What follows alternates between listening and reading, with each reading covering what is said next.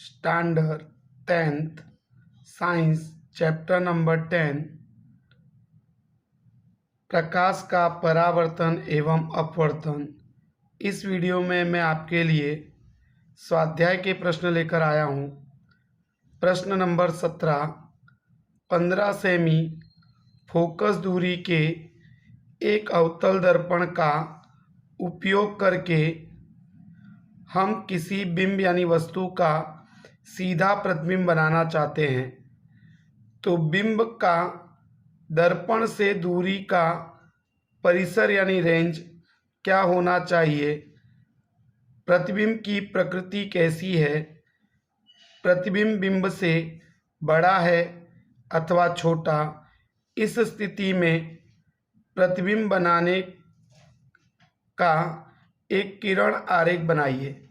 यानी इस प्रश्न के अंदर हमें एक 15 सेमी का फोकस दूरी वाला अवतल लेंस दिया गया है। तो यहाँ पर हम क्या करेंगे कि एक 15 सेमी के फोकस दूरी वाला क्या बनाएंगे, अवतल लेंस, जिसकी फोकस दूरी कितनी दी है, 15 सेमी।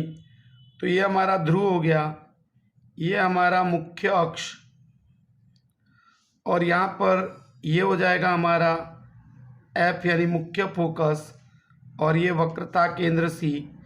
तो यहाँ पर ध्रुव और मुख्य फोकस के बीच की दूरी 15 सेमी दी है।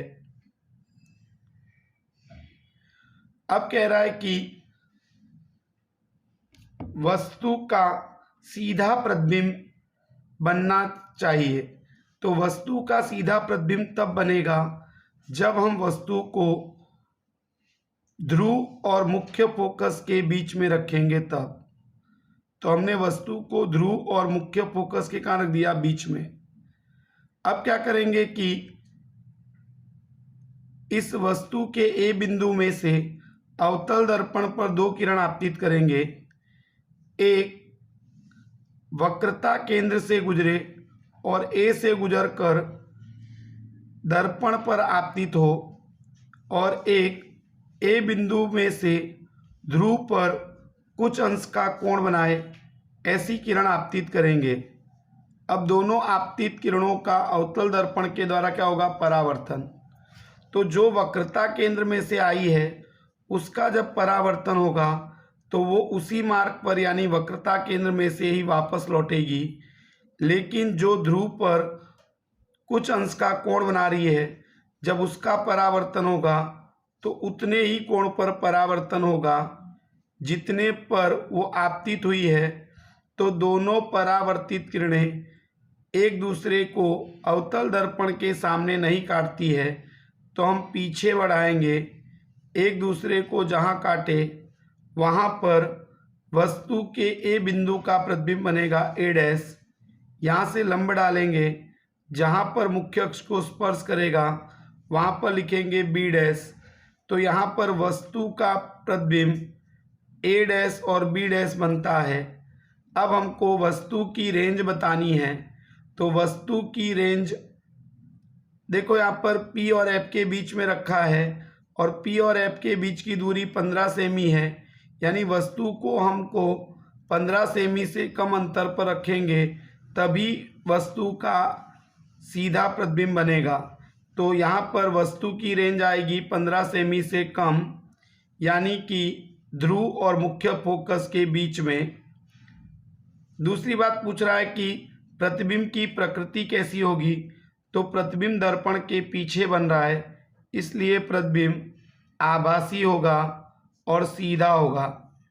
तो आभासी और सीधा होगा, और प्रतिबिंब वस्तु से बड़ा होगा या छोटा, तो प्रतिबिंब वस्तु से बड़ा होगा।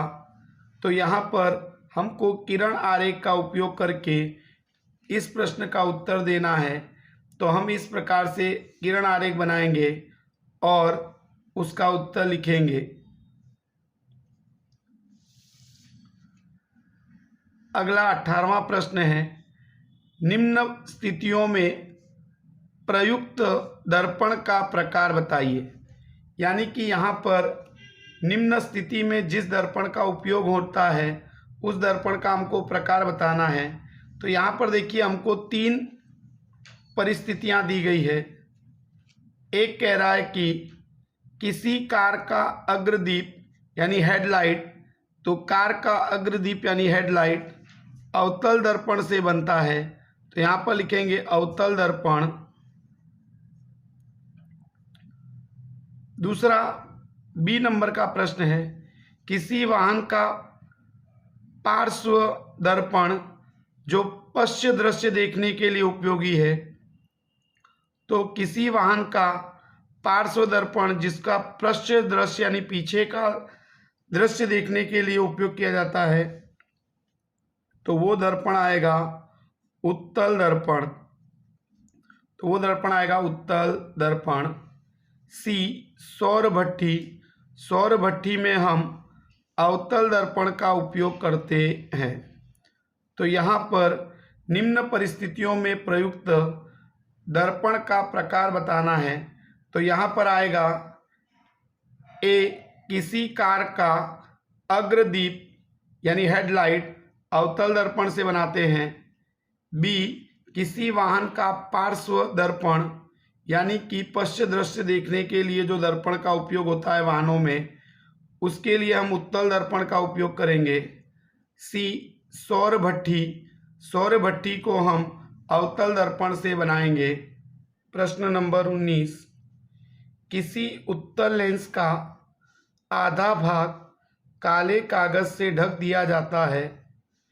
क्या यह लेंस किसी बिंब यानी वस्तु का पूरा प्रतिबिंब बना पाएगा? अपने उत्तर की प्रयोग द्वारा जांच कीजिए, अपने प्रक्षेपणों की व्याख्या कीजिए। तो यहाँ पर हमको कोई उत्तल लेंस का आधा भाग कागज से क्या करना है, ढक देना है।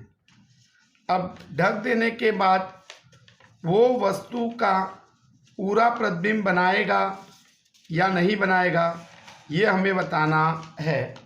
तो हम क्या करेंगे कि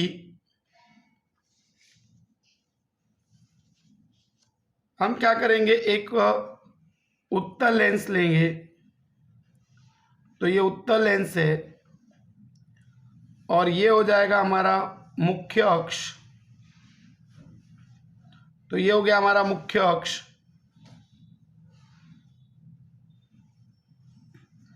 और ये हमारा हो जाएगा प्रकाशिक केंद्र। तो ये हो गया हमारा प्रकाशिक केंद्र।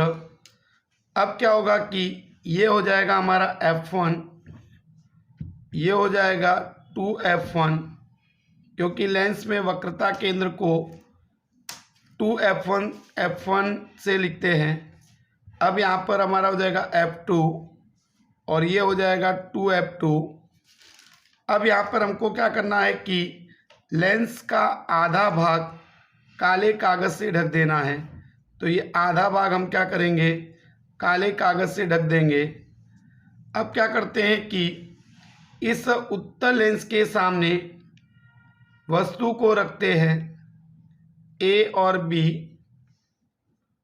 2F1 से थोड़ी दूर रख रहे हैं, यानी वक्रता केंद्र से दूर रख रहे हैं। अब इसमें से 2 किरण इस उत्तल लेंस पर आपतित करेंगे ए बिंदु में से। एक ए बिंदु में से प्रकाशिक केंद्र से गुजरती किरण आपतित करेंगे और एक मुख्य फोकस F1 से किरण गुजरकर उत्तल लेंस पर आपतित होगी। अब दोनों आपतित किरणों का उत्तल लेंस के द्वारा अपवर्तन होगा। तो जो प्रकाशिक केंद्र में से आपतित किरण है उसका जब अपवर्तन होगा तो वो सीधी गुजर जाती है, क्योंकि उसका विचलन नहीं होता। लेकिन जो मुख्य फोकस में से किरण आपतित हुई है उत्तल लेंस पर, उसका जब अपवर्तन होता है तो वो मुख्य अक्ष के समांतर हो जाती है। दोनों एक दूसरे को जहाँ काटे वहाँ पर लिखेंगे A', यहाँ से लंब डालेंगे तो लिखेंगे B'।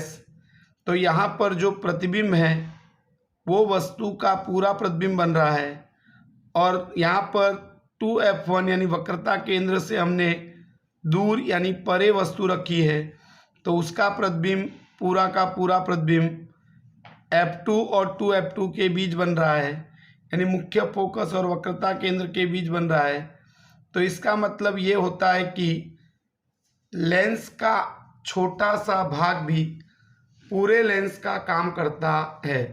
तो अगर हम उत्तल लेंस के आधे भाग को काले कागज से ढक देंगे तो उसका आधा भाग भी पूरे लेंस का काम करेगा और वस्तु का पूरा प्रतिबिंब बनेगा।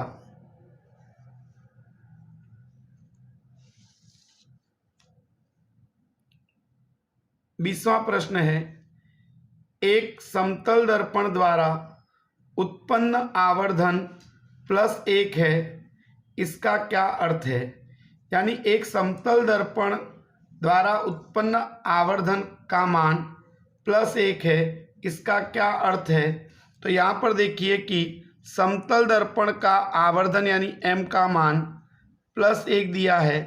तो हमें मालूम है कि आवर्धन यानी कि प्रतिबिंब की ऊंचाई बट्टे में वस्तु की ऊंचाई का अनुपात 1 दिया गया है।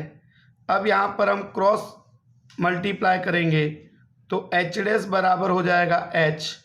तो h डैश यानी प्रतिबिंब की ऊंचाई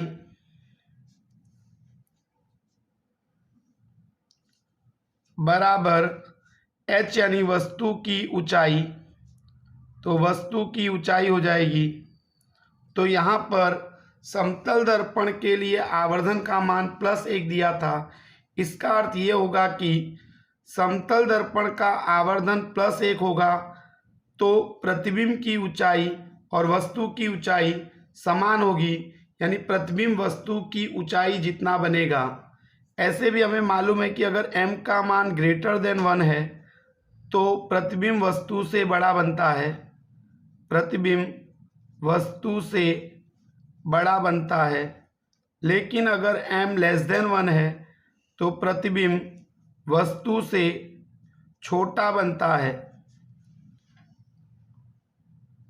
और अगर m = 1 है तो प्रतिबिंब वस्तु की साइज का बनता है।